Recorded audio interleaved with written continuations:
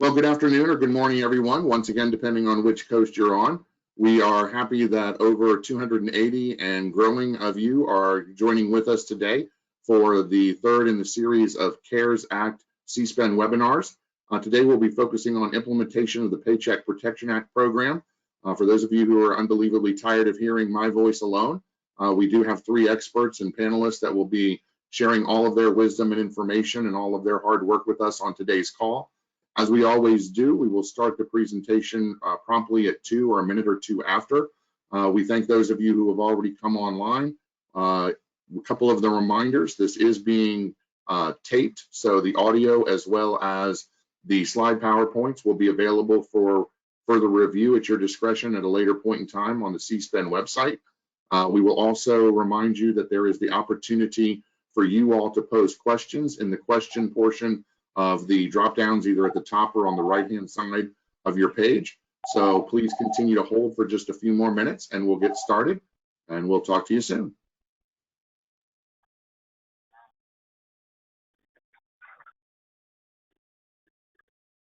Tom, this is Bill. Can you hear me?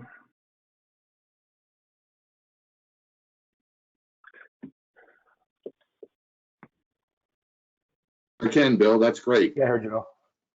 Okay, good. I can see you and I can hear you. I'm not sure what's going on with my audio, but I'll use earbuds. Probably be a delay, but so what?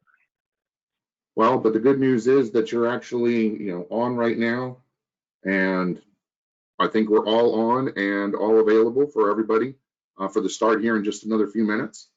If you want to put yourselves on mute or take a break for the next 3 to 5 minutes, we'll start promptly at 2. Just so you know, and everybody knows, the broadcast is live right now. So we have already over 100 individuals who have joined us as attendees. And again, obviously, over the next 5 to 7 minutes or thereabouts, I think many, many more will as well. I'll start the do's and don'ts and reminders promptly at 2, and then we'll get started. Hey, Tom, can you hear me? Hi. I turned off the sound. Can you hear me? Yes, I can hear you fine. Okay, I turned off the sounds of my emails coming in, so I just wanted to test it again. No worries. All 4 of you are coming, all 3 of you are coming in loud and clear. Awesome. That is awesome. For you and I to make technology work, hell, that's nothing short of amazing. I know, it's like a miracle. Let's just hope it doesn't crash. I got the, the ear adapter that I had to borrow. I got the same one. I love it. Cool. Yeah. All right, so we'll start in just another 4 minutes so that everybody's aware. Again, thank you for coming on early. And I think that I can assure you that a lot of hard work from the 3 individuals that I'll announce here in just a little bit went into the development of this PowerPoint. And as much as I am so proud of the PowerPoint, I'm even more proud of the individuals and what they're going to share here in a little bit. So we'll get started in just a few minutes. I'm going to put myself on mute for another 2 to 3 minutes.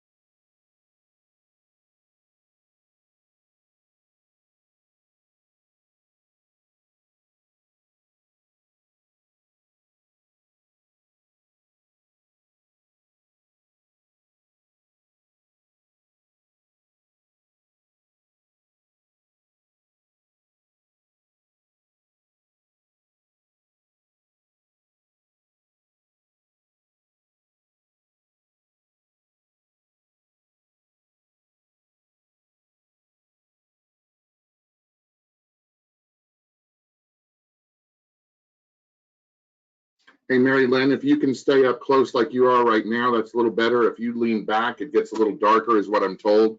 So staying a little closer is helpful. Don't kiss it now.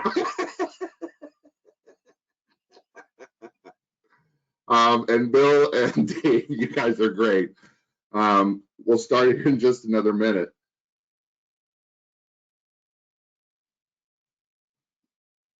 You don't need me to kiss it, right? Sure, why not? I mean, the more the merrier. We can't spread the virus this way, right? Well, I was gonna say, this is a safe way. We can elbow bump, or we could, virtually shake hands. It's okay.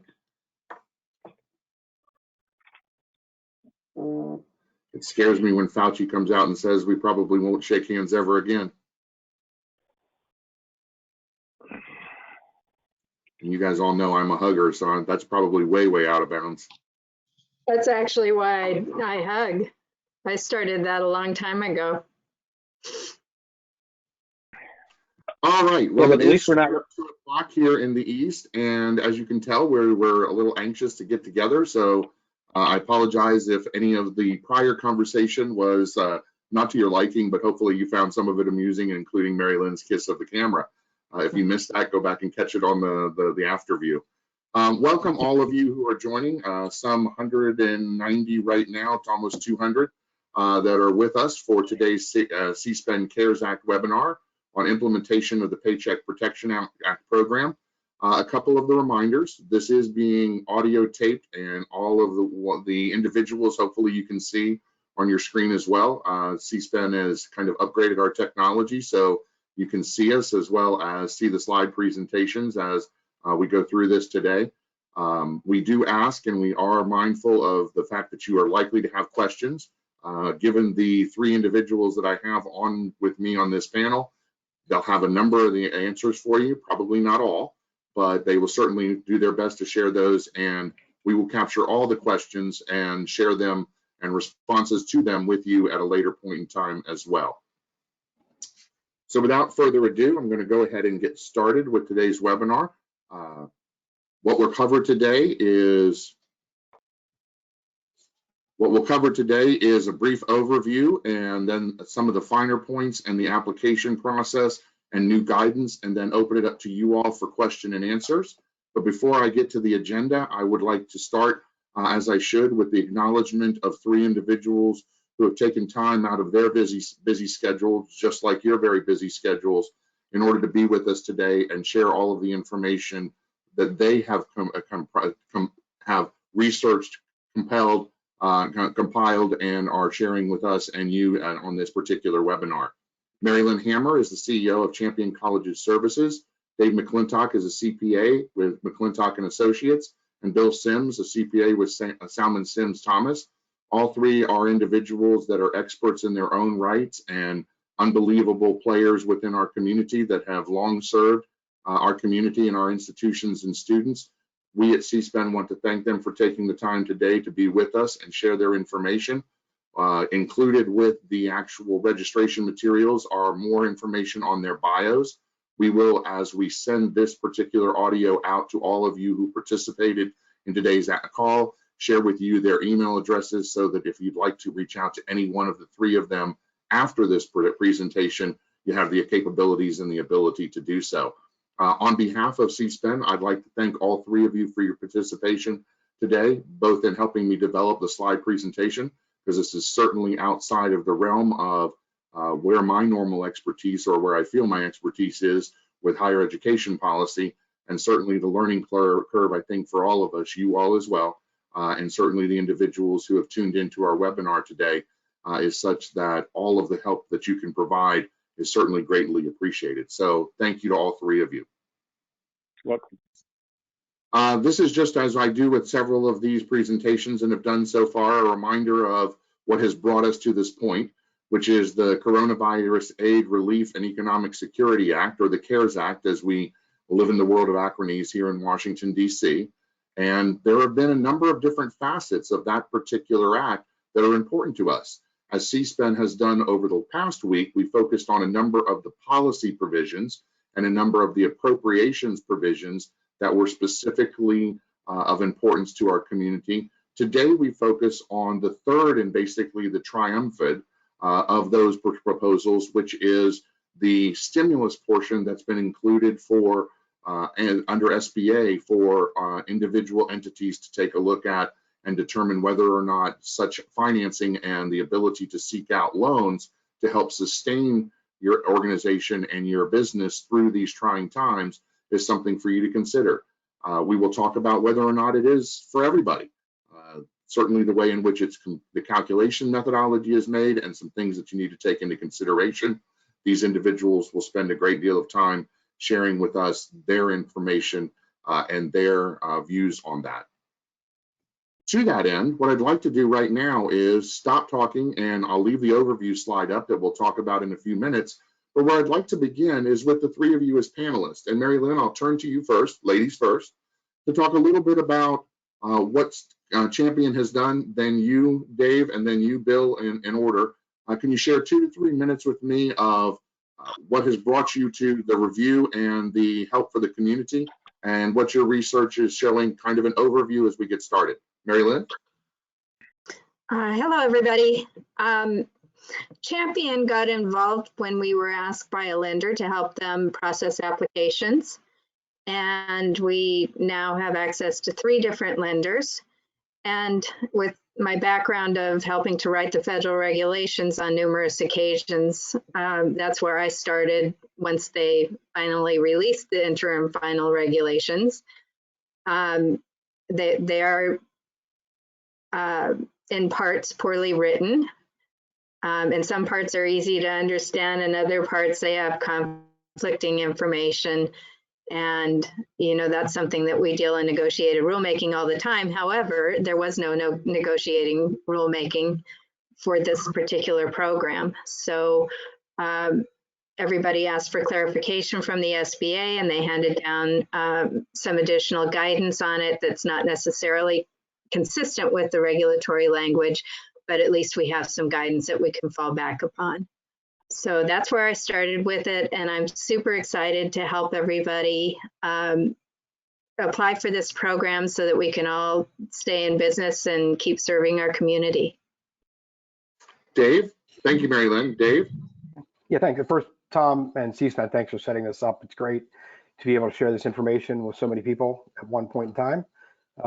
And first of all, to many of the participants, I can only imagine what you're going through as a leader of a business, and dealing with employees is especially difficult. I know what I've gone through. I can only imagine adding also having to deal with students and their situations and transitioning education online while trying to run a business at the same time. It must be overwhelming, to say the least. You know, we're an accounting firm that our vision is to be the thought leader for post-secondary institutions and serve all of their compliance and consulting needs. And if that's our vision, obviously all the changes we've been facing over the last 3 weeks requires a lot of research, and that's why we've been trying to jump in and cover as many topics as we can. I don't know if others feel the same way. I do finally feel like the fire hose has been turned off for a brief period of time. I don't think that we have the clarification we'd like for the end, but at least just the constant new information coming out has slowed to allow us to try to digest what's been provided and try to search the clarification that we're looking for. I think setting this panel up today, Tom, will go a long way to doing that. So thank you. Thank you very much, Dave. And Bill, not last but certainly not least, and I'll shift the order around as we go, as you well know. But Bill, can you share with us as well how Salmon Sims Thomas, what you guys have been working on? And obviously, I know that you've been working with clients on this as well. Sure, Tom. Thank you for, as Dave said, Mary Lynn said, thank you for this opportunity for C-SPAN to let us really share and talk out loud. It is the 4 of us really, even this morning, we were trading some emails back and forth, trying to, go through this and figured it out. To the question about how did we get involved with Salmon Sims Thomas, education is a big part of our practice. It is not the only area, but we were inundated back 2 weeks ago when this was all coming down. To Mary Lynn's point, it was quick and it was almost cart before the horse sometimes, and it's not the typical way that legislation is enacted. And typically, from a tax, David, from a tax standpoint, we normally get months, if not a year plus, to kind of get to know this stuff. And we're drinking out of a fire hose. And as Mary Lynn said, Dave said, I mean, regulations and final note, I mean, they're not in order. But I think because the government they initiated this, which is not normally the case. They're not typically wanting to give money out, but that's the case here. And so I think it's, as we'll go through this, I think for us as panelists, I think we're going to inject some of our opinions, but I think, at least for me, it's really based upon, okay, they're wanting to do this. The SBA is wanting to do this. They're getting pressure from above to make this happen. I think that today's point, again, about the fire hose, I think it's probably because the application process has been in place for almost a week now. Tomorrow, all the independent contractors have a shot at this, and so that's going to add more pressure on these lenders. I think the bottleneck is going to be, hopefully not too long, but I think it's going to be at the lender stage. Maybe Mary Lynn, you can talk about, since you're dealing with lenders, my experience talking to some of these lenders, they're hesitant. They're looking at this as a risk area. I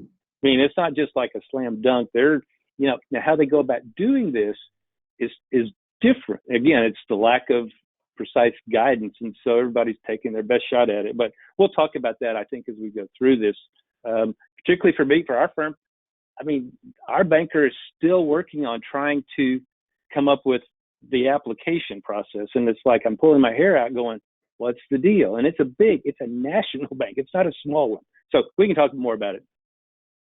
Well, I appreciate that. And again, I think that those are concerns that are shared by the entire community as we all go through this. As the overview slide says, and again, what we're going to do here is go through the series of slides that we all worked on together and kind of use that as the backdrop, and then insert questions throughout the course of this. Obviously, I'll remind you yet again that the ability for you to ask questions throughout and at the end, and we did leave time for an extensive Q&A, and all that we can't get to, because obviously an hour and a half is probably not enough time to go through all of the questions and all of the different aspects of this that we're all still learning about. But as Dave, as well as Bill and Mary Lynn all alluded to, we're at this point because as a portion of the $2.2 trillion CARES Act, there were specific funds not only for individuals, but also money in order to try and help sustain, promote, and protect our businesses. And we'll get into in just a minute some of the finer points of what that means. But the whole intention here was to try and keep business as normal under the pandemic and the national emergency as close to the norm as they could. Obviously, that is not an easy thing to do given all of the different types of businesses that are out there. Certainly, all the ones that deal specifically with direct interaction are heavily impacted and devastated by not only the social distancing requirements, but the shelter at home requirements of some states and across the country, and probably more to come. So the whole goal here in Congress and the White House putting this together was to provide the first tranche, if you will, of money. You already are aware, I'm sure, that as was discussed, that the lenders, and we'll talk more about that here in a few minutes, but there are concerns about the fact that the $359 billion that had already been set aside was not enough, and that there's already a question of, and discussions on here on Capitol Hill and here in Washington, of whether another $250 billion might be voted through by Congress, literally on a voice vote under unanimous consent. Some of the issues that will play into that, and I don't want to get into the politics too much on this call, but some of that will be whether or not they can get just new funding, or it'll be funding in additional provisions. So it'll be interesting to see how that plays out. But again, in keeping with just today's focus, let's move on to the actual Paycheck Protection Program within the CARES Act. I thought this was rather poignant. This is a slide showing an application in the background, forgivable loans for small businesses impacted by Corona. And this is the first of 3 slides that will go through the kind of detail at a 30,000 foot level, but we'll drill down a little deeper on the finer points of what's included in the Paycheck Protection Act. The eligible entities, small businesses, certain 501c3s, sole proprietorships, independent contractors, and self-employed individuals. The maximum for some of those groups is 500, but then again, there are waivers and certain criteria that can limit, that can allow for entities with employees over that limit, depending on per location and things of that nature. The available funds are capped at $10 million. And again, the funds are directed for the sustainable employment and operation of the entities that are eligible. And it talks about what the allowable expenses are that the entities can utilize those funds for. Specifically, the vast majority of the funds are intended to be used for payroll costs, but there are other areas, mortgage interest, rent, and utilities, that can be and are part of what those funds can be used for. I'm going to turn to the three panelists again. Can you talk a little bit more about maybe a deeper dive on what some of the allowable expenses are? There's been a lot of questioning of, okay, I hear that potentially it's 75% has to go towards payroll. The other 25% is a little bit murkier. Can you share some of the details that are beyond just this quick slide? I'll jump in. Sorry, and then I won't talk much. I'll let you guys talk as well. To me, to your point, Tom, is they really want employers to spend it on people, and they define those people costs as payroll costs. But 75% is what they have come down and said that of the allowable expenses, which you guys can interpret as that's what's forgiven if you do it right, it has to be spent on people. Now, it's not just compensation. There's some, but for the most part, it is just their compensation that they're wanting employers to keep their people or to rehire them within a couple of months. But with regard to the mortgage and the rent and the utilities, there's some details around that. Can you talk to us specifically, maybe a little bit about that February 15th date? I know that's kind of defining line for a lot of the SBA guidance. And again, it's going to be interesting for us to keep in mind. We've got the SBA guidance and key dates and determinations linked to SBA. And certainly we've got different timelines and different dates when it comes to HEA. So any of you care to share a little bit about that? I'll speak to that. There's basically two steps to the process. So the first step is the application process, which is solely based on payroll expenses. And for self-employed people, it would be whatever money you have left over after you subtract your cost of goods sold. And then the second part of the process is asking for the forgiveness. And in that part of the process is where you have to prove that you've spent the funds as intended. So the rent and utilities and the mortgage interest don't come into play during the application process. They come into play when you have to verify how you've spent the money. And what we are suggesting to people is that they open a separate account for this money. So there's absolutely no question about how the funds are spent or that they've been cross-mingled. You just don't want to be questioned on any of that when it comes to the time when you want to have as much of it forgiven as possible. Thank you, Mary Lynn. Dave, anything to add? Yeah, I would just follow up for the points you talked about. So the February 15th, that's just the key date of you can pay rent on leases that were enforced as of February 15th or mortgage interest on assets of the mortgage that existed on February 15th. So that is the qualifier. I think a little bit of the math, they are giving companies a little bit of flexibility. So if you think about it, you're calculating how much you're eligible to receive is 2.5 times your average monthly rent. And hypothetically, then if you're doing it for 8 weeks, the 200% would be payroll costs, and there's 50% left over. But if you take 25% of 250, that's 62.5. So there's a little bit of wiggle room where that additional 50%, they are allowing companies to spend a little bit more on rent or other ways to keep the offices available. So they're going to be there when people are ready to finish social distancing as well, obviously. Thank you very much for that. Moving on to the next slide. Again, the determination of the loan amount, you kind of segued right in there, not like you didn't know the slides that were coming, right? The actual determination of the loan amount is developed based on And again, we'll talk a little bit about the difference between forgivable loans a little bit later, and also what might have to be repaid.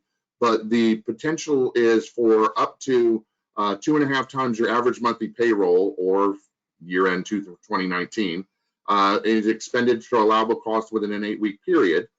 It also shares with the interim final guidance also talks about the fact that these are non-collateralized loans, or that don't require personal guarantees. We talked about the 75%, and also about the fact that the amount can be decreased, and that's what we'll talk about in the next slide with rehiring potentially, but where some of the limits on what portions that will be forgiven versus the portions that can be written off as a grant come into play. But let's start with the first of these two bullets. What is the definition of the 8-week period? Do we know? In the regulations, the time period starts on the date that the loan is dispersed. So that means that it'll be different for each and every entity, correct? Correct. And that means that for enforcement purposes, trying to track the utilization and the limits on when those 8 weeks begins and ends could be a cluster, you know what, right? Yes. And the time frame goes from February 15th to June 30th. So if you there's a huge backlog of these applications, so we have no idea of when the people will actually get the money. And there may not be 8 weeks left from the time you get the money to June 30th. So we don't have any direction from the SBA on how they're going to handle that. You do wonder, to that point, Mary Lynn, you do wonder, to Tom's point about an additional $250 billion that they're going to maybe come in with the second tranche. You wonder if this June 30th deadline gets extended. I can't imagine that it won't, unless they just change up the rules of the game a lot. But assuming they kind of go with the same PPP program that we're now playing under, the rules that we're playing under, I would expect that there's some flexibility. One thing to add to that also is that it still remains to be seen who's going to be, the auditor on the back end of this to determine what is actually forgivable. And that, it's Dave's in my world as to, okay, is that the lender that's going to do that, or how are they going to do that? And I don't think, I haven't anyway, I haven't heard how that's going to happen, or how that's going to play out. Yeah, normally, excuse me. Go ahead. Normally the documentation is sent directly to the SBA, but they're so overwhelmed with all of this, I would think that they're going to have some leeway on how it's handled.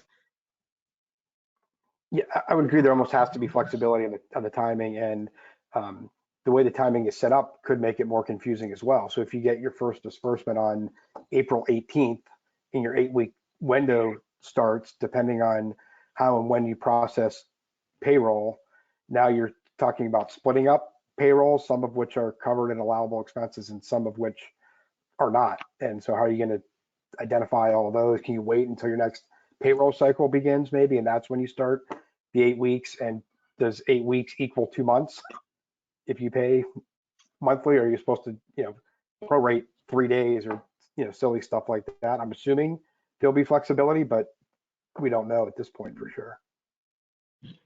With so much of the loan forgiveness requirements being targeted to the individuals that you had within your employ prior to COVID, the rehiring becomes a major portion of this process. As you can see here, the regulations require that and suggest that the entities have until June 30th of this year to restore their full-time employees and that the salary levels that they had prior to COVID in order to be eligible for the funds that they're providing for payroll costs to be counted as grant assistance that is forgiven as part of the loan forgiveness, as opposed to potentially funds that they might have to repay.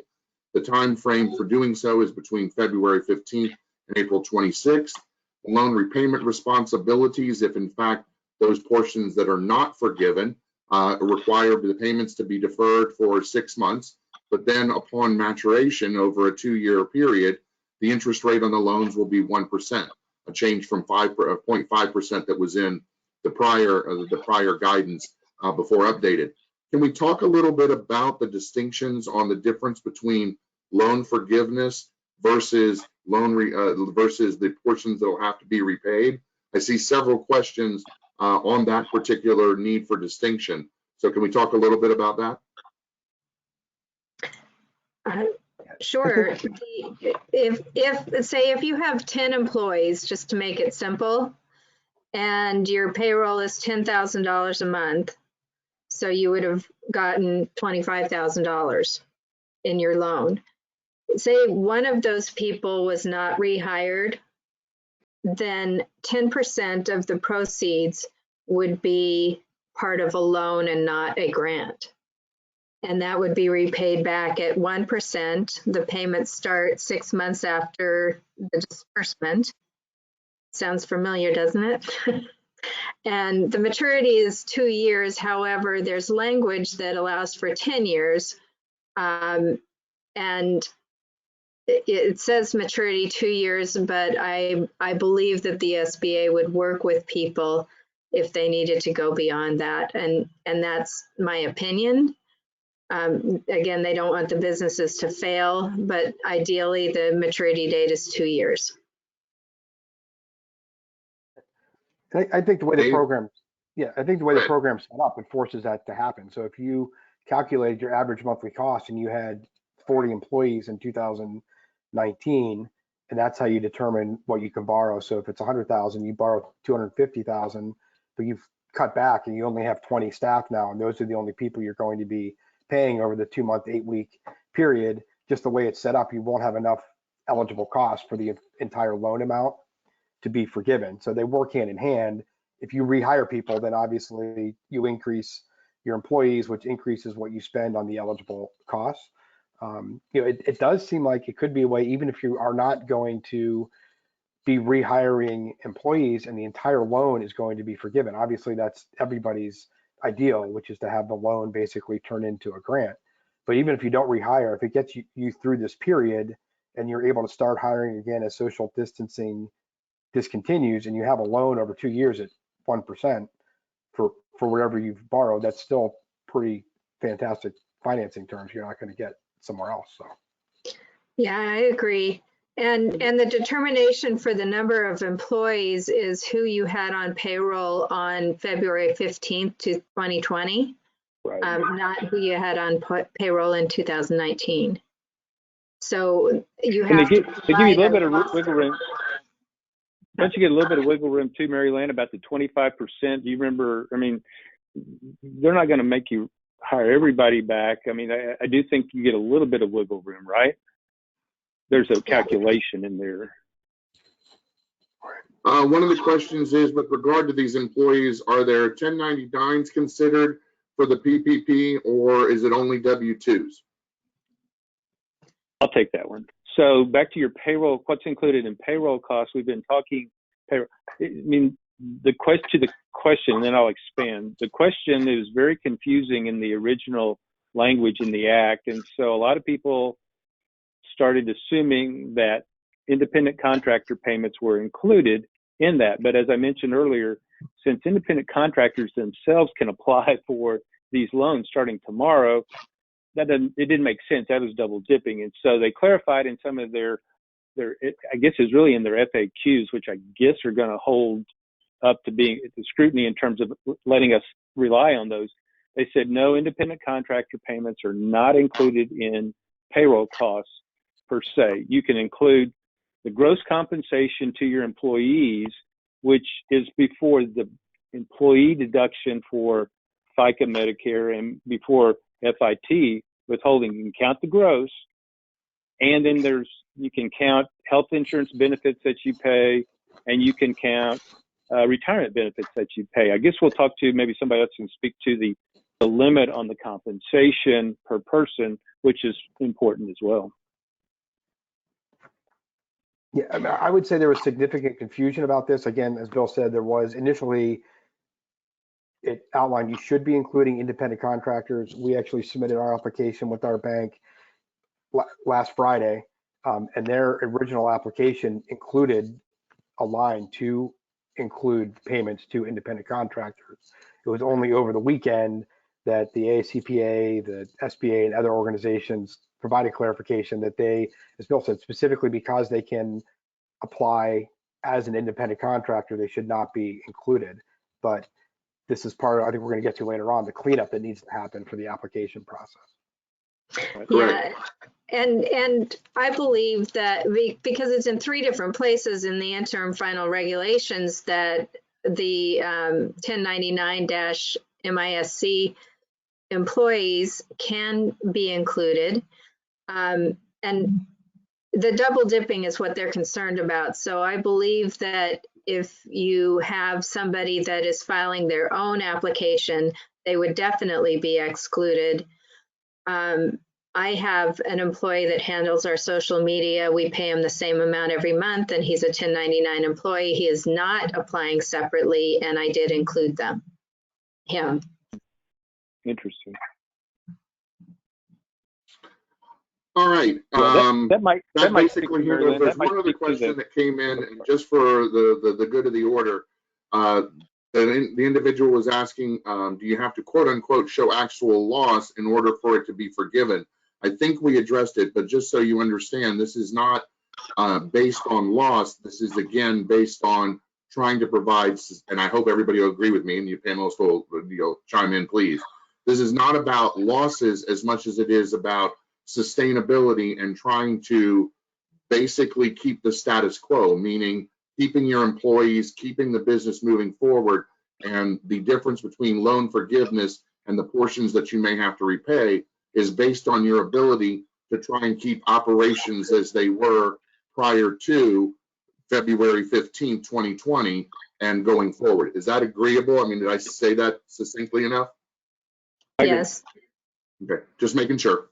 Now we're going to kind of move on and get into some of the hearts of the matter. But before we did, I thought this was rather apropos. We're talking about a lot of guidance here, and it does result in financing, but it's a great big puzzle. And there are a lot of the puzzle pieces that continue to be not put into place yet, both in terms of interpretation and simply the ability for all of the process to move its way forward. So I just threw another visual aid in there.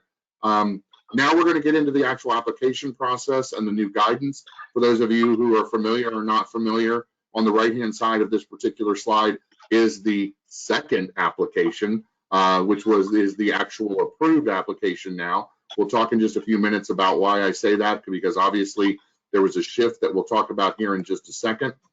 Going through the application process, the first things that we wanted to discuss and highlight for you on this slide are obviously the determination of eligibility. I think that you guys are pretty confident in terms of determining whether or not you're eligible based on the entities that we shared previously. You are, but how you go about providing the information and linking all of the pieces of that puzzle together are what, again, we're going to look to talk about in this slide and the next few slides to follow. You do have to identify an SBA approved financial institution, i.e. a lender, and there are problems and concerns that have already been discussed. And I'm going to dive into that a little deeper in just a second. But we did want to share with you a number of the requirements on the borrower end, or you, the institutional end, that are outlined here. Not the least of which is the fact that you have to have a number of certifications and attestations that are included as portions of what you all provide, and a lot of supporting documentation that you have to amass as well. And one of the key components that I'm sure the panelists will talk about is the nature of the application approval process is in large part predicated by the lenders in their review on the data and the quality and the level of information provided. So I wanted to talk with this slide specifically a little bit more about what those requirements are, how the institution should start thinking about either doing this if they haven't already started, or what some of the key components are as you look at the application process from beginning forward. So any of the three of you? So the application itself, if you're filling out the fillable document, you can pull it down either way, where you handwrite it or it's fillable. One of the areas that the owners of the company need to pay attention to, or their, Tom, can you go back to the prior slide? Sure. The one with the application? Oh, I didn't. Yeah, Oops. there. Okay. So in the middle of that application, you'll see where it asks for the owner information, and on it doesn't have a consistent font size. So where you put the owner's social security number and address, it runs off those lines and you can't see all of it. So what we've been doing is putting the last 4 digits of the social security number on the second line and putting the city, state, and zip on the second line. And if there's additional owners, you can attach a document, a piece of paper with the rest of the owners and their percent of ownership to the application. They also ask you to attach an addendum A that includes all companies that you have ownership or control over. It's very similar to how they handle multiple campuses. So, you know, luckily our schools are a little bit more familiar with that than some other companies are. But if it's at least 50% the same ownership or control, then the applicant has to make a consolidated application. And it's under the language in the SBA rules that are called affiliated. So you can look those up, but basically it's more than 50% common ownership or management. And then the one exclusion in the payroll amount is the company paid FICA, which is Social Security and Medicare, is not included.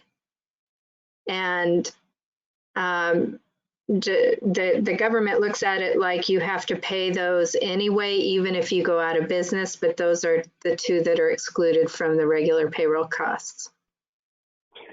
If I might interject, I mean, maybe for you guys, but there was some uncertainty about that particular component last week as to whether the employer portion of the FICA, I don't think the Medicare was ever part of it, but the 6.2% that the employer matched was up in the air in terms of does it get included or not. They subsequently came back to Marilyn's point and said you cannot count that. Yeah, well, FICA includes both Social Security and Medicare. Right. And I think the reason for not including it is they're delaying the payment of those taxes until 12/31/20 and 12/31/21. So they're already, in essence, providing the financing for those costs during this period. Now, I haven't heard anything. We haven't heard from our provider. If you have a third-party payroll provider, they might be pulling those funds anyway, and so you're not getting the benefit at that end. And I would think they're going to have to come out with new policies to accommodate this, but I haven't heard anything about it yet. Hey, Dave, to your quick question on that, have you heard? You mentioned the credit or the deferred payment of the taxes, the FICA taxes, not the Social Security piece, not the Medicare piece, that can be pushed back to 2021 and 2022. But here's the question is, if a company or an organization has received a PPP loan, can they also do the deferral? And for that matter, there's also an employee retention credit as well. And so I heard yesterday on another webinar, attorney did it, said, if you get a PPP, you can't avail yourself of those components, which I had not heard before. And I don't know one way or the other. Marilyn, do you know either? I mean, have you guys heard of that? They really didn't address that. Yeah, their guidance didn't address that. It did say that the employer paid portion is not included in the payroll acceptable payroll cost, but they didn't address that question. So I think we should ask for further guidance from the SBA on that. Yeah. Part of it, if you can't include it in the loan amount, seems like we ought to be able, as employers, or we ought to be the school owners and everybody else for that matter ought to be able to take it as part of those credits or the deferred payments, but I don't know. Yeah, I haven't heard that from anybody what you outlined. And the only thing I would, going back to the application process, and Mary Lynn, I think really covered a lot of the stuff, and Tom, about how a company knows if they're qualified and filling out the application. The only thing I would add is that we'll get to a little bit, but the lenders weren't given a lot of instruction about what do they need to do to review the documentation. So unfortunately, there isn't a list of here's all the documents you need to prepare in order to submit the application. It's really on a bank by bank basis as far as each bank outlines what they require you to submit as part of the application. Dave, Yeah, you I mean, it's continue just to be one my box. front man It's on just one- transition here. Go ahead, Bill. Well, it's just one box. When Mary Lynn, when she was, had you pull up the application, there's one box that has a whole bunch of assumptions and numbers that are rolled up into this box called average monthly payroll, which is all of what we're talking about. And to Dave's point, it's like, okay, how much of that are these lenders supposed to be verifying or not verifying? And I don't, maybe you guys have talked to lenders. I mean, this is kind of my point in the opening about they're not sure exactly how they're supposed to be doing this either, I don't think. And so they're looking at it like, do we err on the side of asking for this stuff or not? I mean, it's most of them, what I've seen is they're asking for your payroll information. They're asking for 941s. They're asking for proof of your insurance premiums, proof of your funding of your 401k, the employer match portion. So they're trying to do some of this due diligence. Now, is that enough? I don't know. Moving on to the next slide and the calculation of the maximum loan amount for the borrower. As we've already discussed, it's either based on the average monthly payments over the preceding 12 months or the fiscal year end multiplied by 2.5, and that the payroll cost, we've already talked about some of this, but the payroll cost includes salaries up to 100K, employer paid health and retirement benefits, and certainly state and local taxes, as well as other things. Can we talk a little bit, or can you share a little bit more? Let's start with the salaries of up to $100,000. That's been another area of major question and contention, is what is that threshold if individuals are back down in terms of their salary to just under that threshold? Does that have any benefits?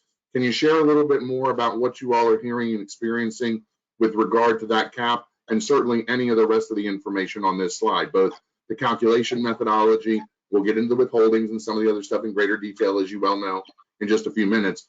But looking at the payroll costs and the calculation, anything to share on the 100K, and I've got another question to follow after that. Yeah, I think there's more clarity now than there was definitely last week. So I would say for employees, you can count their compensation up to, that's capped at $100,000 annualized. So again, it doesn't mean they received up to $100,000 if you're using 2019 as your time frame. If you think about it, because it's monthly, no employee can have more than $8,333 in any month of compensation, because that's 100,000 divided by 12. If they receive more than that in wages, bonuses, tips, on average, you have to back it down to that dollar amount.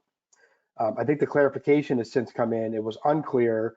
You can include the employer portion of the healthcare and any of the employer contribution to a retirement plan or 401k. It's, in my opinion, and Bill and Mary Lynn, interested in what you have to say, those are not considered part of the cap. So the full amount that you pay for healthcare or retirement benefits are included in the monthly average cost. I would agree with that. And I would add to that, even if somebody's making, pick an easy number so we can do the math, $120,000, and their contribution, or maybe health insurance is $12,000 for the year. The 12,000, even though the 20,000 has to be pulled off of the 120 to get to 100,000 for the compensation, the entire 12,000 of premium or contribution can be included in the calculation. It is not, my understanding, it is not limited to, 100 divided by 120 times the 12. It's not limited to $10,000. The full amount can be included. Is that what you guys understand as well? Yes, and the guidance that the SBA gave said that it does not include any non-cash benefits for those employees.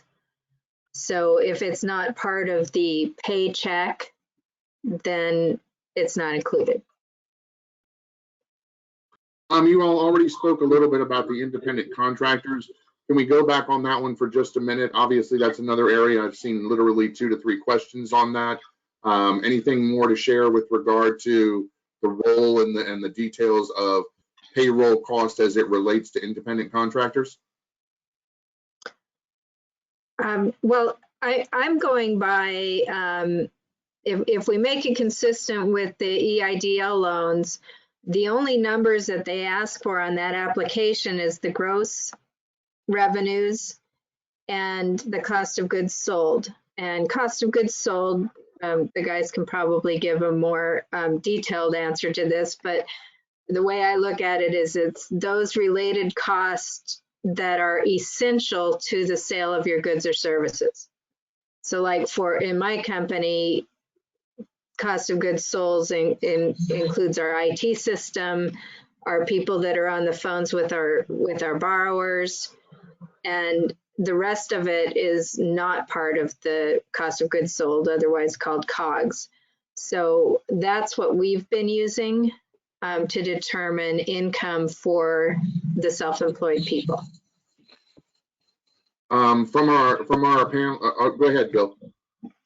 Go ahead, I Bill. was going to ask Tom if the question was, I mean, Mary Lynn was approaching it from the independent contractor's perspective. I wasn't sure if the question was really from the business perspective, paying those independent contractors. She mentioned earlier about you had an IT person that, for all intents and purposes, they're an employee, but you're paying them as an independent contractor, and so you're treating them. And I get it, because I have somebody similar. You know, it's a retired partner. He's still doing some work, but our arrangement is you pay him as a contractor, not as an employee. Can I include him or not? And, you know, I'm taking the position that, well, he's on a 1099, so that's not a W-2 employee. I'm erring on the side of, I don't think I can take him, but maybe it's up to, maybe I should be rethinking that. I don't know, but I think that's part of this whole discussion, Tom, is it's just very confusing, because those are people. It's one thing when a company hires a CPA firm to do their work and they give us a 1099 because we do their audit. Well, that's one thing. But somebody like Mary Lynn's employee, my employee, where they're here, I'm basically one of his few clients, his few, you know, places that he works. So it's a little bit different. And this maybe speaks a little bit to that whole thing the IRS has pushed for years on about, you know, this worker classification, 1099 or W-2. But I think it's probably that I'm taking the position that if it's 1099, you can't include them, but that's just me. I would say that I think it's unclear. I think it goes to, do you want to ask permission or do you want to ask forgiveness? So Maybe. Mary Lynn said before she has an independent contractor and she's including him, but he is not filing as well. There is some risk in the end they won't accept it, but it certainly seems like a logical argument that wasn't the intention to make employees whole. We made them whole one time. Is that Right. okay? And That's a good point. With the schools that we're dealing with and that have salons, you know, they have 1099 employees that are regular employees, because they usually are renting out a space in the salon. So if those people are not applying for their own PPP loans, then they would be employees of the salon. So it just depends, and there's different kinds of 1099s. The ones that are issued to businesses like attorneys and accountants and things like that is not the 1099-MISC that's named in the regulations. Well, it seems like the program works more for me if that school includes those 1099s as employees versus each of those people working the salon filing their own claim. So it's a better solution, right? Yeah. I mean, It depends on whether they just don't want double dipping. So if you can Right. prove that it's not double dipping, then I think that makes a huge difference. It does. I agree. Another question from our participants: why would I utilize? What's the difference? What are the differences on using the average monthly payroll for 12 months versus the year end? Is there one that I should be considering over the other? Well, you have two options. In my opinion, I would do the calculation both ways and see which one is more beneficial. I think that's what they were getting to, but again, I think they were looking for you all for guidance of, is that permissible, and what's the, why are there two? Just because I think part of this, as I recall, is because of like seasonal workers and seasonal businesses and the like. Is that part of it?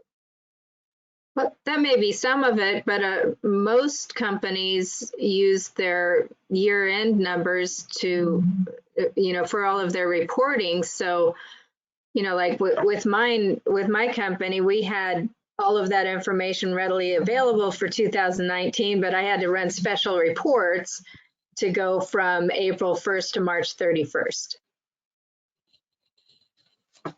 I think okay. I would agree with it. I would think that if a business, to me, it's a matter of timing, and if the 12-month period is consistent, whether it's January, December, or whether it's March of 2019 to February 2020, then it doesn't make a lot of difference. But if you go, okay, what if there were some, they had additional people, or maybe you had some lower level people that you paid bonuses to that still kept them below the 100,000, but you had a little bit more in January 2020, for example, than in January of 2019.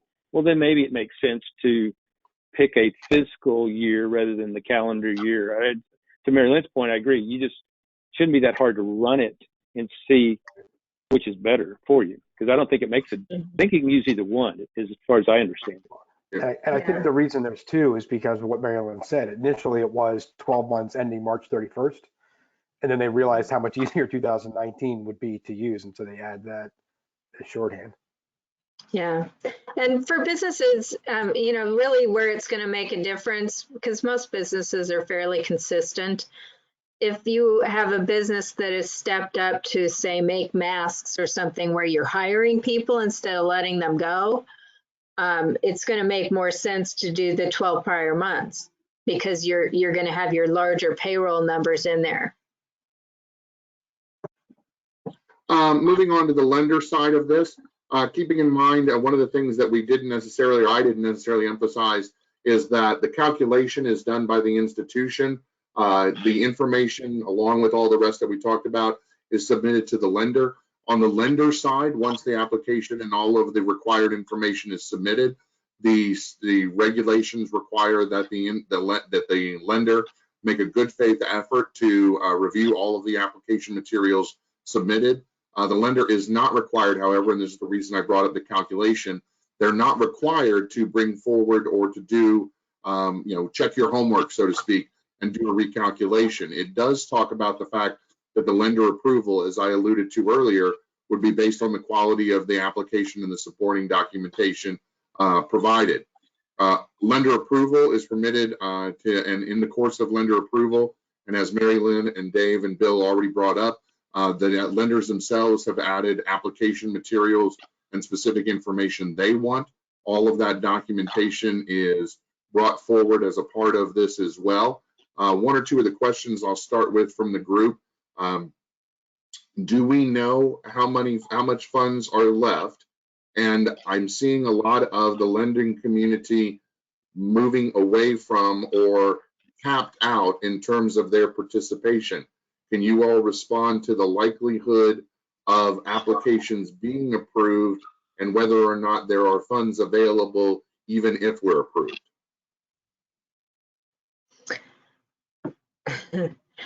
Well, loaded question, I know, but it's relevant. That's not a good question for Tom. That's the hardest question.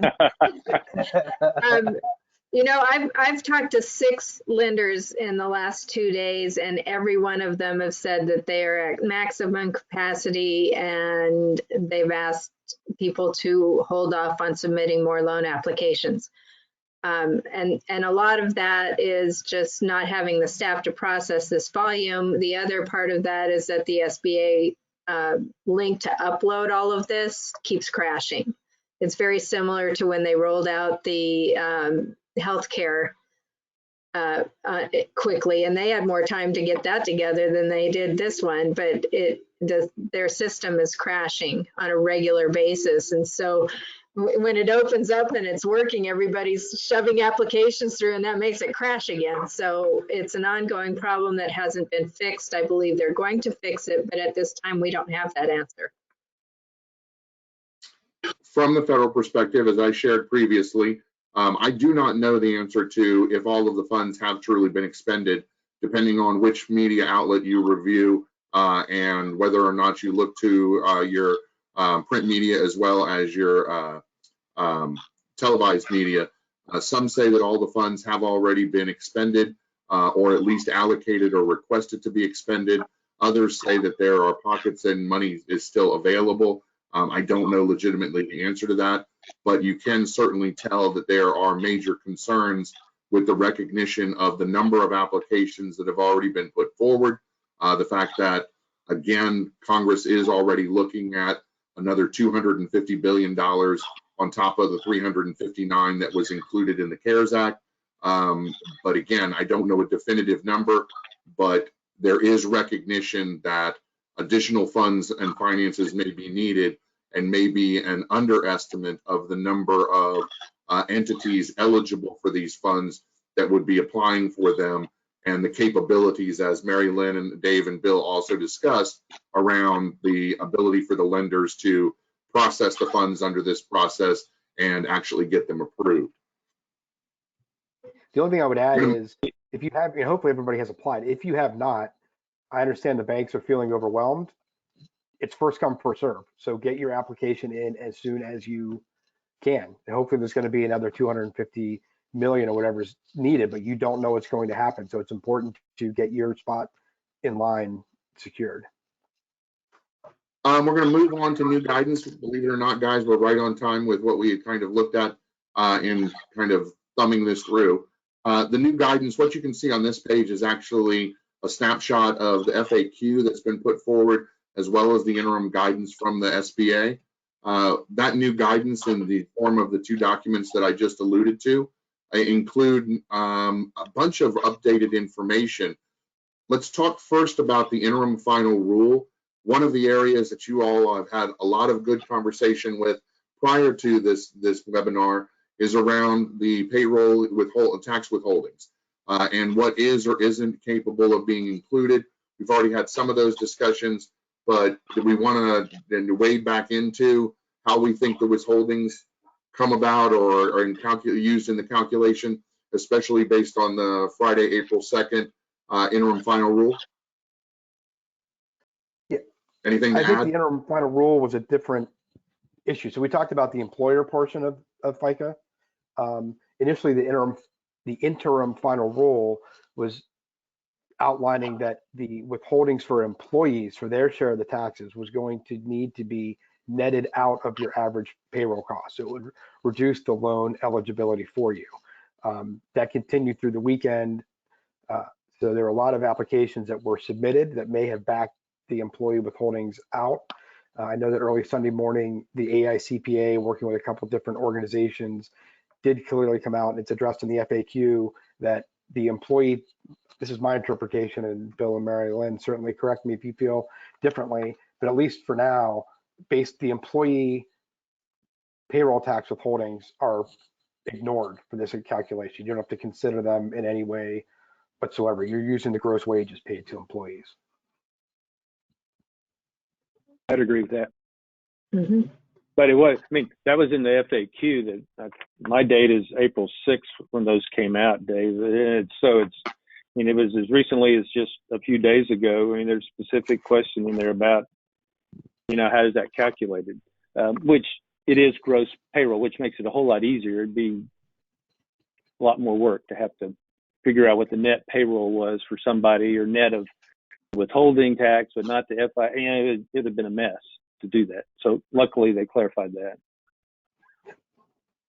Well, and again, moving from the interim rule to the FAQ, which again which as Bill stated, did come out on April 6th, earlier this week. There were a number of new pieces of information included in the FAQ. First disbursements due to the borrower within 10 days of approval of the application. The lender not being required to make an independent determination regarding affiliation rules. I'd like for you guys to talk a little bit about the affiliation rules, if you don't mind, and that not all the benefits are included in the 100% payroll, the 100K payroll cap. We talked about that previously, but based on all three of your review of the FAQ in its relation to the interim final reg, can you talk about some of the key issues, again, that we've highlighted, and key issues that maybe we didn't highlight that are important to note?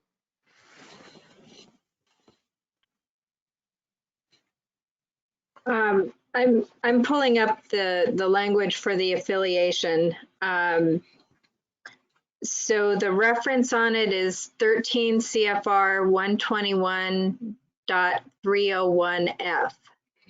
So if you have questions about it, that's where you look up the language, or you can look it up on the SBA site, and they go into quite a bit of detail about it. Yeah, the summary is more than 50% common ownership or management. Yeah, it's more than we can go in here. I would say that's a summary, and it's basically a question of control. So if one group or one person or entity has control over more than one company, they're deemed to be affiliates. A question from the field. When you talk about the ability to rehire individuals, if we laid off a specific individual, but upon reopening or looking to bring them back, found that they are no longer available for rehire, will the wage calculation take that into consideration, especially if we consider filling it with another individual? So I guess they're asking in one part, can it be position as opposed to employee specific? Yeah, I would, and that's how I would view it, Tom.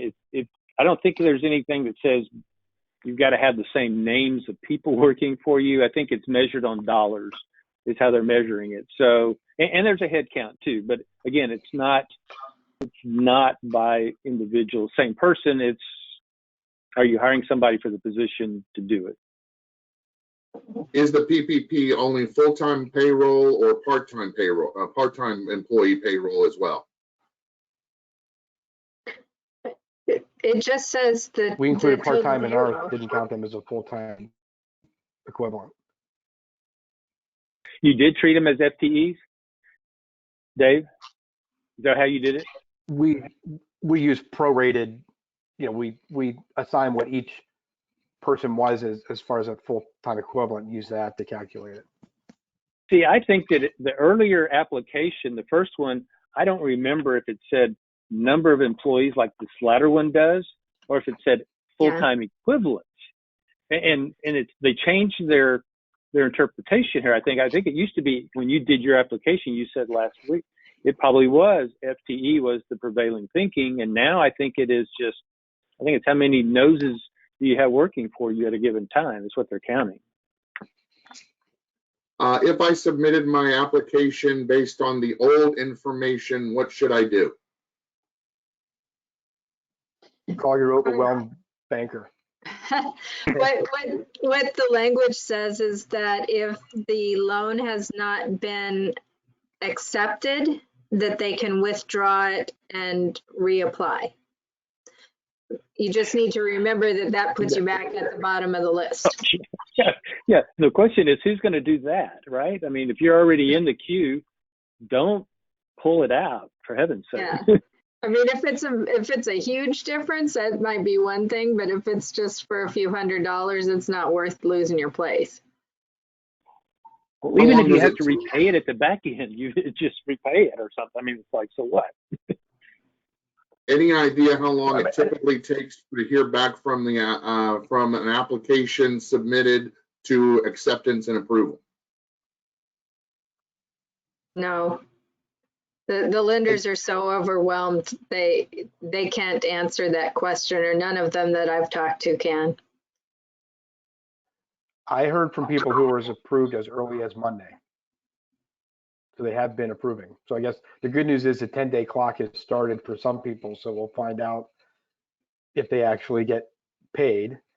And the other element that I think is I'm uncertain about in the language, I think it was in the FAQ, it says the first disbursement is due within 10 days, but there's nothing in the law that outlines more than one disbursement. So I don't know what that means. Another variation on the theme, I have two companies, separate employees, but under the same ownership. I've already completed separate forms, so now it seems like I should potentially consider completing one joint form. What would your guidance be, and how would you suggest I move forward, given that I can't get in touch with Chase, which is their lender to whom they submitted the application? Well, the regulations say you can't have more than one loan, and it defines the affiliation, but it also says that the determination of whether something is going to be accepted or not is based on the information available at the time the application was made.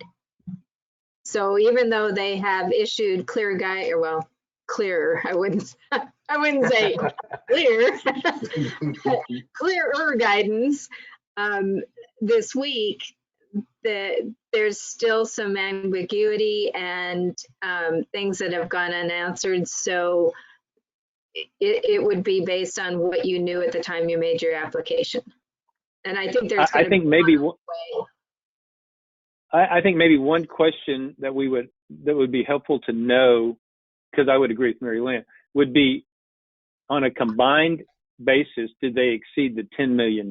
If they did not, it's like, okay, if I submit it through one application here or through two, but the amount is still less than the full amount, I would think you have some basis for at least saying, hey, yeah, I did it the way we thought, but I'm not asking for more than I would have otherwise asked had it been under one application. Yeah. I mean, unless you're counting the same person in each, unless there's the same person in each entity and you're double dipping on them, well, then maybe that would be one that you'd have to consider. I think the potential concern would be if you're over 500 employees between the two entities, but still, I wouldn't reverse or withdraw any application that was submitted. And if there's more guidance that comes out between now and when you get the funds, you're going to have a sense of whether you think all of this is going to be forgiven for you or a portion of it is going to need to be paid back. And so you can delay the decision for what to do with the funds until that happens. Another one from the participants. I heard that if the total loan is forgiven, we are still responsible to pay the interest up to 10 years. Is this correct or not? Or again, are we only responsible for repayment of those portions that are not forgiven?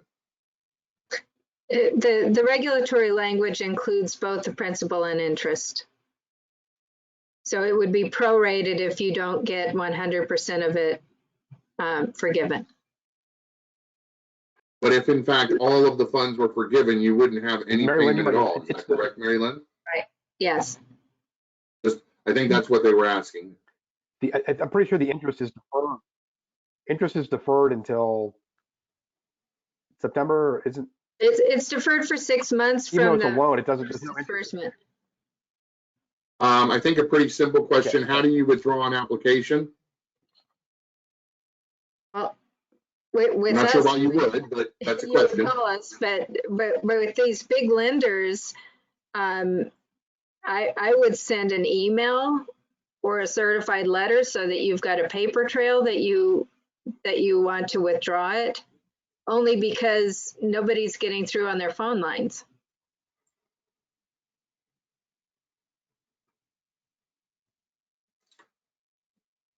We have one individual that happily says that my school's PPA application was approved yesterday, and we're hopeful to receive the funds within 1 to 3 weeks. Obviously, according to the guidance, they're supposed to receive the first disbursement within 10 days. Is that not correct? Yes. So just so that individual, I'm not going to name any names, know that you might want to be in contact with your lender and remind them that according to the statute and the regulatory guidance, it should be forthcoming quicker than that. Again, recognizing that they are under a considerable amount of duress themselves. I have a question for you guys. I don't know the answer to this. Is the money coming from the federal government? Is it coming through the local lender, then going to the business, or is it coming straight from the SBA or from the Treasury? I'll take that. So the easy explanation of what happens is the borrower makes the application and submits it with their supporting documentation.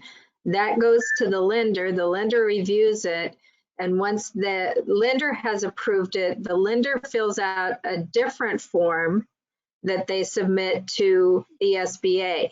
And then the lender is responsible for keeping the original loan application and supporting documents.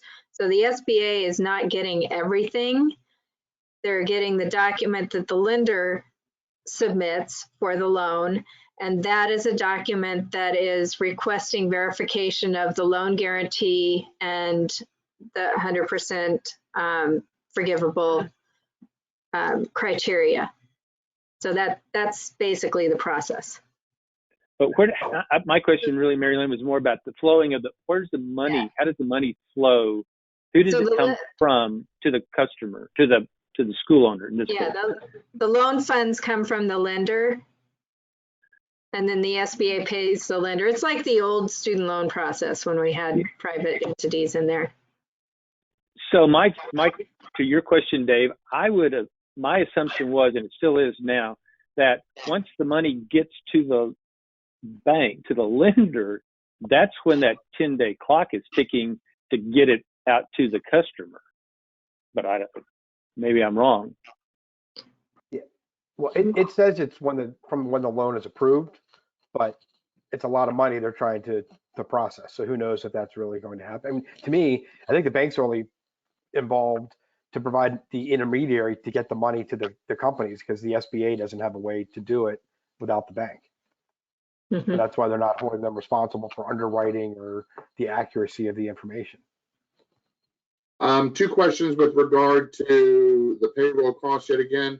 Can I include guarantee pay, which is one question, and the other question is was where does it go? If I have fees for a third-party contractor that's helping me gain a new employee, are those included? Can those be included as well? I would say for the first one, for guaranteed payments to, a S Corp owner or a LLC member, those are part of the compensation package. To me, that's totally acceptable. On the latter question, you're paying a headhunter to go get somebody. I don't think that I would consider that to be a benefit cost that's defined. I mean, they're pretty specific about benefits being health insurance premiums and retirement plan contributions. You guys think differently? Well, you can include payroll processing costs. Those can be included. Like we outsource our payroll, so that's all part of the numbers that are in our annual payroll report. But I interpreted that question to be, I'm paying somebody to help me find somebody, a headhunter, to go out, and so that's a much more significant number than what you're paying ADP or whomever. Yeah, that's the way it reads. It was a headhunter type position question. We applied and did not include health insurance cost. Are we able to go back and amend to request for additional funds? No, they're very specific. You can only request money once.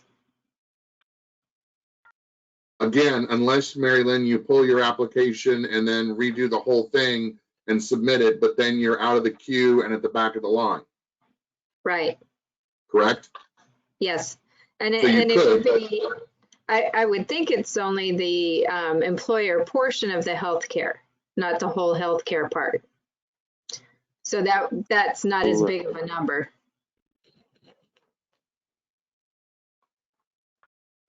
I guess it depends on how much what you offer, but for most companies, right, it would be a lot less. Mm-hmm. Well, the employee portion that presumably is deducted out of a paycheck is already included in that gross compensation number anyway. Right.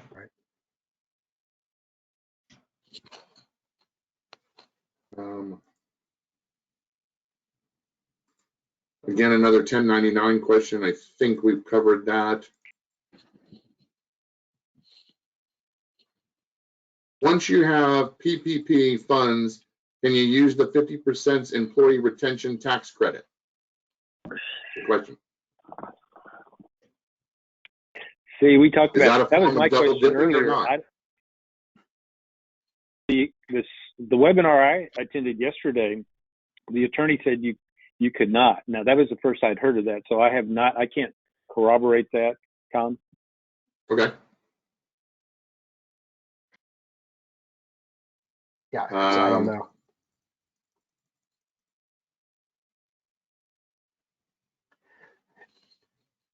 If the eight-week period starts on the date of disbursement, does that mean a business would have to hire back all laid off employees on that date? No, they have until June 30th, correct? Yes. Oh, I got an answer right.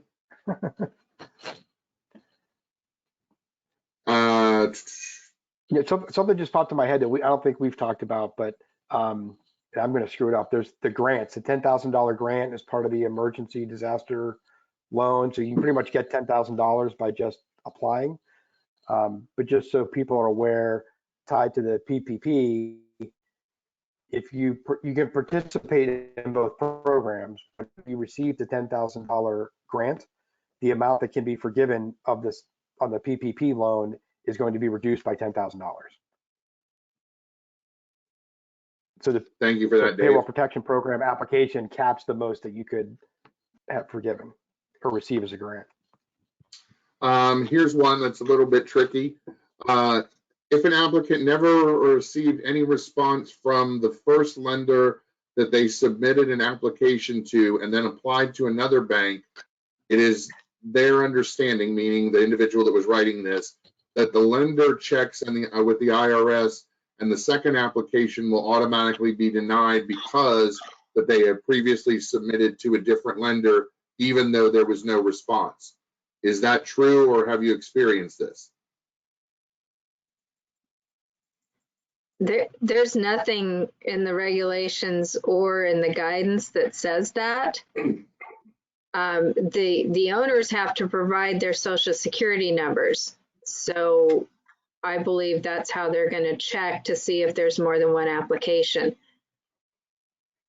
But that's not on the backs of the lenders, that's on the backs of the SBA.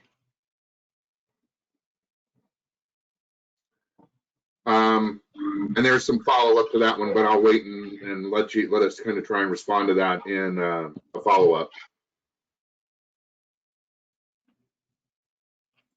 It's an interesting question. I mean, maybe, Mary Lynn, it's back to your comment earlier about you send your first one as some kind of registered certified letter saying timeout, don't process this any longer. I mean, my particular banker, I bank with Comerica, they have yet, at least unless they're picking on me. I mean, they have not started processing applications like they keep saying, yeah, it's coming. And as of today, I haven't seen anything. So, I mean, it's ticking me off, personally, because, everybody's you start hearing about all these people that max out at 10,000 loans or whatever, and that's in their however they're allocating spots to these different lenders. I don't know how many Comerica has, but they've got to have a lot. But the fact that they don't, so I am in this person's boat, except I never even submitted an application because they wouldn't let me. They haven't let me do it yet.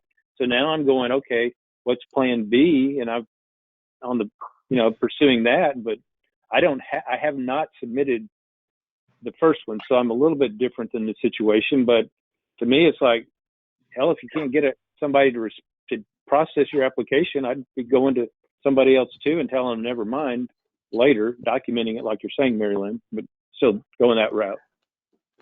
I guess I would say I agree that you'd think it'd be pretty simple to just only allow one application per tax ID.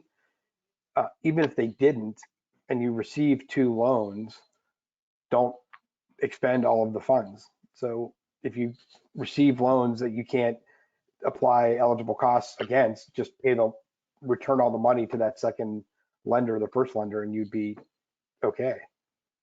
Yeah, I mean, I think to tag onto that, Dave, what Mary Lynn said earlier, I'd create 2 separate bank accounts and put the first tranche in this account and put the second one in this account, and leave whichever one you want to leave alone, leave it alone, and don't touch it. And then repay it whenever they finally come back and say, what'd you do with this extra money? I mean, 1% is not going to hurt you, hopefully, too much. Yeah, and the affiliation rules are not specific to an application for each EIN number. It has to do with control of the company. So you may have more than one EIN number in your application.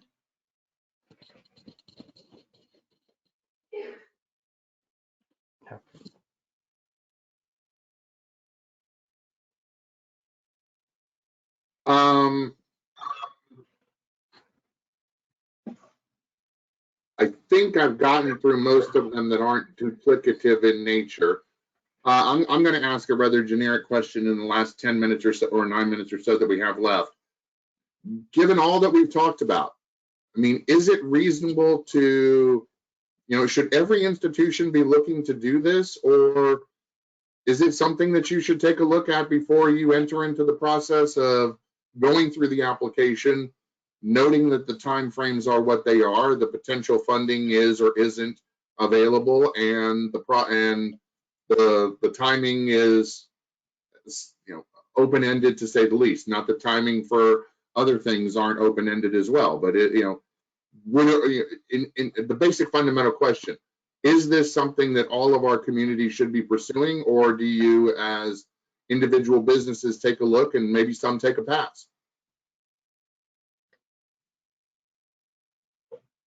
Well, for the integrity, this is just my opinion. This has nothing to do with regulations, but if you have a business that is still making just as much or more during this time, and you really don't need the money, I would leave it for somebody who really does need the money. Like my bookkeeper is busier than ever, and she's not applying so that other people can get that money. So I think it's a personal call. If you've lost revenues, then it's good to apply for it. The schools are very lucky in that they are still getting student loan disbursements for kids that are going to school. So, they're in a unique situation there. Yeah, I certainly agree that it's a personal decision. I think that I would lean closer to taking it out, only because this is potentially a one-time thing, and who knows how long this is going to continue, or how long a school or a company could be impacted by COVID-19. And if you decide in June or July that you're having problems and you could use the funds, you're likely not going to have an option at that point. So if it's clear, you don't need it, yeah, I would certainly say you should pass. But if you're not certain and you borrow it and you don't need it, you could always return the money or repay the funds. Late breaking news that I'd like to interrupt you guys, which I think will be of importance to all of you all, and obviously while you're hanging on with us. So I will share it with you right now. There will be a Department of Education press briefing at 4 o'clock this afternoon to discuss the following. U.S. Secretary of Education Betsy DeVos announced today more than $6 billion will be distributed immediately to colleges and universities to provide direct emergency cash grants to college students whose lives and education have been disrupted by the coronavirus outbreak. The funding is available through the Higher Education Emergency Relief Fund authorized by the Corona Aid, the CARES Act, signed into law by Donald Trump 2 weeks ago. Quote, "What's best for students is at the center of every decision we make," unquote, said DeVos. That's why, quote, "That's why we prioritize getting funding out the door quickly to college students who need it most. We don't want unmet financial need due to the coronavirus to derail their learning," unquote. The CARES Act provides nearly $14 billion to support post-secondary educational students and institutions. Colleges and universities are required to utilize the $6.28 billion made available today to provide cash grants to students for expenses related to the disruption of their education due to the COVID outbreak, including things like course materials and technology, as well as food, housing, healthcare, and childcare. In order to access the funds, the department must receive a signed certification from the institution of higher education affirming that they will distribute the funds in accordance with applicable law. The college and university will then determine which students receive the cash grants. Schools' allocations are set by formula prescribed in the CARES Act that is weighted significantly by the number of full-time students as well who are Pell eligible, but also takes into consideration the total population of school and number of students who are not enrolled full-time on or before the coronavirus outbreak. The department is utilizing the most recent data available from IPEDS and FSA for this calculation. Institutions will receive allocations and guidance for the institutional share of the emergency funds in the coming weeks. Institutions will be able to use those funds to cover costs associated with significant changes to delivery of instruction due to coronavirus. Additional information on institutional level funding for students, including data tables, can be found, and we'll obviously be sharing this. The Secretary's letter to college and university presidents with additional information will be sent directly to all institutions. The funding allocation announced today are part of the $31 billion Congress allocated under the CARES Act for students, K through 12 schools and higher education institutions. The department and the secretary at the department at the secretary's urging is working to make funds available as quickly as possible. So that new information lets you know that at least half of the funds that are directly to go to students, as it says, are now going to be available, I'm sure with additional guidance from the department. And the other half from the institutional side are going to be set separately and with additional guidance at a later point in time. So new late breaking news, even as we are 3 minutes away from concluding today's webinar. They waited until 3:23. Tom, while we're on this, can you speak to the Durbin letter, whether we should be concerned about that or not?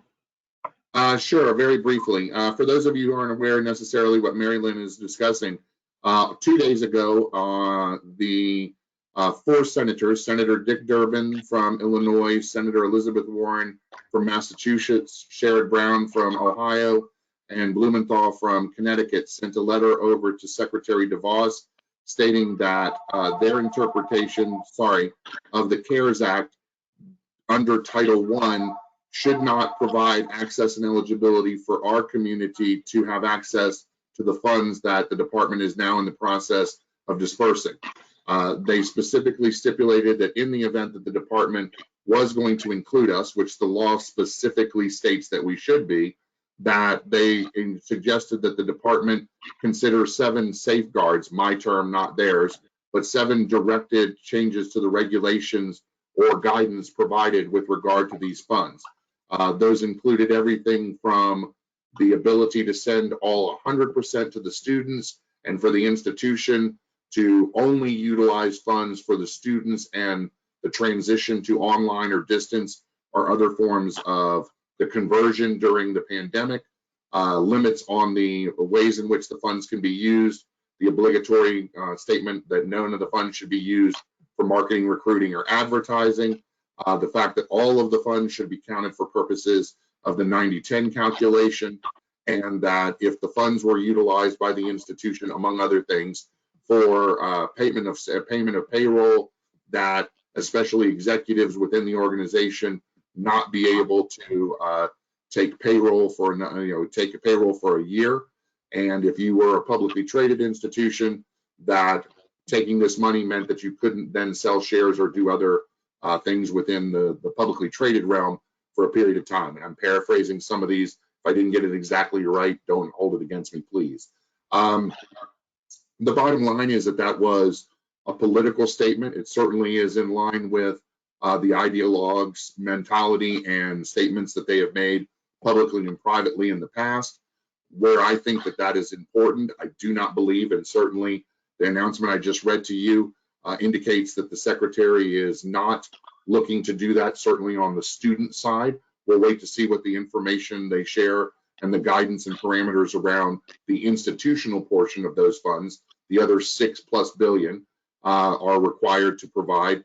But where I think we need to pay specific attention on this is in future negotiations on Capitol Hill around the next phase 4 or phase 5 funding, and the ability for individuals to try and put pressure on the negotiations that take place at the highest levels between individuals like Senator Alexander and Ranking Member, the chairman of the Health Committee, and Ranking Member Murray on that committee, their staffs, and the White House and the top level leaders as they work towards the next round of negotiations. You can certainly imagine that the minority leader, Mr. Durbin, and others will be trying to push for those changes or those things that they've outlined to be included at the statutory level. And we need to work through and with our supporters up on Capitol Hill, Alexander being chief among them, to prevent that from happening. With that, we are truly at time. I do want to, as this slide indicates, say sincerely to all three of you, as I look at you on your various screens, thank you very, very much, not only for your support of C-SPAN, but for your willingness to share all of your hard work and all of the information that you've shared with us today.